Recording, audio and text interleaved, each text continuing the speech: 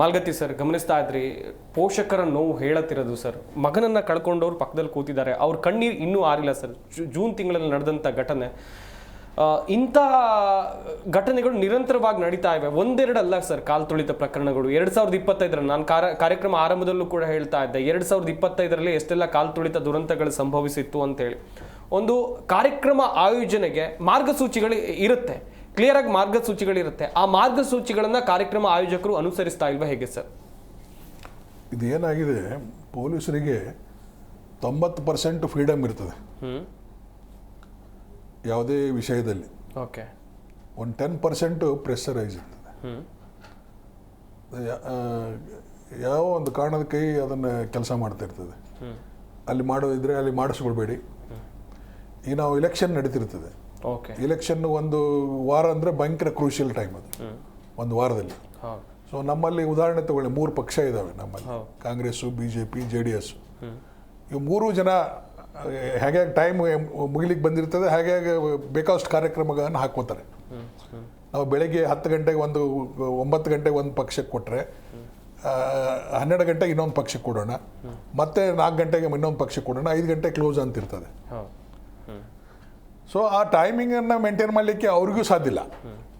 ಯಾಕಂದರೆ ಅವರು VIP-ಗಳಾಗಲಿ, ಅವ್ರ ನಾಯಕರಾಗಲಿ, ರಾಜಕೀಯ ವ್ಯಕ್ತಿಗಳಾಗಲಿ, ಸೆಲೆಬ್ರಿಟಿಗಳಾಗಲಿ ಇನ್ ಟೈಮಿಗಂತೂ ಯಾರೂ ಬರೋದಿಲ್ಲ. ಅದಕ್ಕೆ ಅನೇಕ ಕಾರಣಗಳಿದ್ದಾವೆ, ಬೇಕಂತ ಮಾಡೋದಿಲ್ಲ ಅವರು. ಅನೇಕ ಸಂದರ್ಭ ಕ್ರಿಯೇಟ್ ಆಗ್ತವೆ. ಸೊ ಹಾಗೆ ಅನಿವಾರ್ಯ ಕಾರಣಗಳಿಂದ ಅವ್ರು ಬರೋದಿಲ್ಲ. ಸೊ ಟೈಮ್ ಅಡ್ಜಸ್ಟ್ ನಾವು ಯಾವ್ದಿರ್ತೀವಿ, ನೆಕ್ಸ್ಟ್ ಪಾರ್ಟಿ ಅವ್ರು ಬರ್ತಾರೆ, ಕಾಂಗ್ರೆಸ್ದೊಂದು ಪಾರ್ಟಿ ಇದೆ, ನೀವು ಬೇಗ ಮುಗಿಸ್ರಪ್ಪ, ನೀವೇನು 10 ಗಂಟೆಗೆ ಶುರು ಮಾಡೋರು, ಇನ್ನೂ 11 ಗಂಟೆ ಆಯ್ತು ಇನ್ನೂ ಶುರು ಮಾಡಿಲ್ಲ, 12 ಗಂಟೆ ಮುಗಿಸ್ತೀವಿ ಅಂತ ಹೇಳಿ, ಇನ್ನೂ ಇಲ್ಲ ಸರ್ ನಮ್ಮ ಲೀಡರ್ ಬರ್ತಾ ಇದ್ದಾರೆ ಅಂತ ಅಷ್ಟೊತ್ತಿಗೆ ಆ ಜನ ಬರ್ಲಿಕ್ಕೆ ಶುರು ಮಾಡ್ತಾರೆ. ಸೊ ಹೀಗಾಗಿ ಅವರು ಗಲಾಟೆ ಎಲ್ಲಿ ಕ್ಲಾಶ್ ಆಗ್ತಾವಂತ ಅದೊಂದು ಕಿರಿಕಿರಿ. ಇದು ಈ ಥರ ಸಂದರ್ಭಗಳು ಬರ್ತವೆ. ಆಮೇಲೆ ಅವರು ಏನು ಕೆಲವೊಂದು ಆಗಲೇ ಹೇಳಿದ್ನಲ್ಲ, ಕೆಲವೊಂದು ಪಕ್ಷಗಳಿಗೆ ರಾಜಕೀಯ ದ್ವೇಷದಿಂದ ಆಡಳಿತದಲ್ಲಿರುವಂಥ ಪಕ್ಷ ಕೆಲವೊಂದು ಅನಾನುಕೂಲತೆಗಳನ್ನು ಇಂಟೆನ್ಷನ್ಲಿ ಮಾಡ್ತಾರೆ. ಆ ಜಾಗ ಅಲ್ಲಿ ಪಾಪ್ಯುಲೇಟಿ ಇರೋ ಜಾಗ, ಈಗ ಉದಾಹರಣೆ ನಮ್ಮಲ್ಲಿ ನ್ಯಾಷನಲ್ ಕಾಲೇಜು, ಆ ನ್ಯಾಷನಲ್ ಕಾಲೇಜ್ ಕೊಡಬೇಡ್ರಿ ಅವ್ರಿಗೆ, ಕಳಿಸ್ರಿ ಅಲ್ಲಿ ಇದಕ್ಕೆ, ಎಲ್ಲಿದು ಅಲ್ಲಿ ಊರವರೆಗಿದೆ, ಅಲ್ಲಿ ಯಾವುದದು ದಬಾಸ್ಪೇಟೆ, ಅಲ್ಲಿ ಕಳಿಸ್ರಿ. ಈ ಬೆಂಗಳೂರು ಹೋಗಿ ದಬಾಸ್ಪೇಟೆಗೆ ಹೋಗಿ ಭಾಷಣ ಕೇಳಕ್ಕೆ ಹೋಗ್ತಾರೆ ಯಾರು?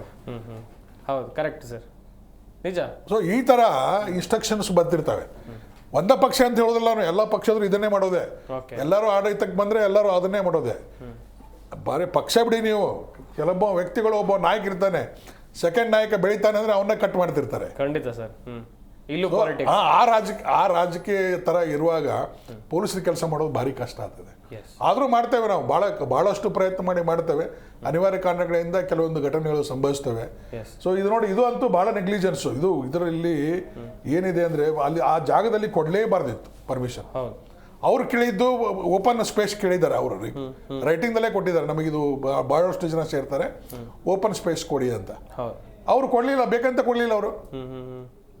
ಅಲ್ಲಿ ಸಕ್ಸಸ್ಫುಲ್ ಆಗ್ತದೆ ಫಂಕ್ಷನ್ನು, ಇಲ್ಲಾದ್ರೆ ಕಡಿಮೆ ಜನ ಬರಲಿ ಅಂತ ತಿಳ್ಕೊಂಡು ಉದ್ದೇಶದಿಂದ ಈ ಥರ ಮಾಡಿರ್ಬೋದು. 60 ಅಡಿ ರಸ್ತೆ ಅಂತೆ ಸರ್. 60 ಅಡಿ ರಸ್ತೆಯಲ್ಲಿ ಒಂದು 60-70 ಸಾವಿರ ಜನ ಸೇರಿದ್ರೆ ಎಲ್ಲಿ ಹೋಗ್ಬೇಕು ಅವರು? ಮರ ಹತ್ತಿದ್ದಾರೆ, ಎಲ್ಲ ನೋಡಿ, ಕೆಲವೊಂದು ಘಟನೆ ಬಿದ್ಕೊಂಡು ಸತ್ತಿದ್ದಾರೆ, ಕಾಲು ತುಳಿತಕ್ಕೆ ಸತ್ತಿದ್ದಾರೆ, ಕೆಲವೊಬ್ರು ಗಾಡಿಗಳು ಓಡಿ ಹೋಗಿ ಮುಂದೆ ಬಿದ್ದು ಅಲ್ಲಿ ಅವ್ರ ಮೇಲೆ ತುಳಿತದಿಂದ ಸತ್ತಿದ್ದಾರೆ. ನಿತ್ರಾಣನೇ ಇಲ್ಲ, ನೀರು ಸದಾ ಸಿಗ್ತಾ ಇಲ್ಲ ಅಲ್ಲಿಗ, ಅಷ್ಟೊಂದು ಅವ್ಯವಸ್ಥೆ. ಆ ಪಾರ್ಟಿಯವರು ಅಟ್ಲೀಸ್ಟ್ ಅವ್ರಿಗೆ ಆರ್ಗನೈಸ್ ಮಾಡ್ಬೋದಾಗಿತ್ತು, ನೀರಿನ ವ್ಯವಸ್ಥೆ ಮಾಡಬೇಕಾಗಿತ್ತು. ಈ ತಮ್ಮ ಲೀಡರ್ ಒಬ್ಬ ಲೇಟಾಗಿ ಬರ್ತಾರೆ ಅಂತಂದರೆ ಏನಾದರೂ ಒಂದು ಪಾಕೆಟ್ಗೆ ಇಟ್ಬಿಟ್ಟು, ಏನಾದರೂ ಒಂದು ಉಪ್ಪಿಟ್ಟು ಏನಾದರೂ ಒಂದು ವ್ಯವಸ್ಥೆ ಮಾಡಿ ಕೊಡ್ಬೋದಾಗಿತ್ತು ಅವ್ರಿಗೆ. ಸ್ವಲ್ಪ ಶಕ್ತಿ ಬೇಕಲ್ರಿ ಮನುಷ್ಯನಿಗೆ. ಅಂಥ ಬಿಸಿಲಲ್ಲಿ ಈಗ ಚಿಕ್ಕ ಮಗು 2 ವರ್ಷದಿಂದ ಹಿಡ್ಕೊಂಡು 80 ವರ್ಷದವರೆಗೂ ವಯಸ್ಸಿನ ಜನಗಳಿದ್ದಾರೆ, ಅವಕ್ಕೆ ಏನಾದರೂ ಬೇಕಲ್ಲ, ತಾಕೊಳ್ಳಿಕ್ಕೆ ಎಲ್ಲಿರ್ತದೆ? ಸಾಧ್ಯನೇ ಇಲ್ಲ. ಅಂಥ ಪರಿಸ್ಥಿತಿ ನಿರ್ಮಾಣ ಆಗಿತ್ತು. ಈ ಸ್ವಲ್ಪ ಆಯೋಜಕರೇನಿದ್ದಾರೆ, ಅವ್ರ ಜವಾಬ್ದಾರಿ ಭಾಳಷ್ಟು ಇರ್ತದೆ.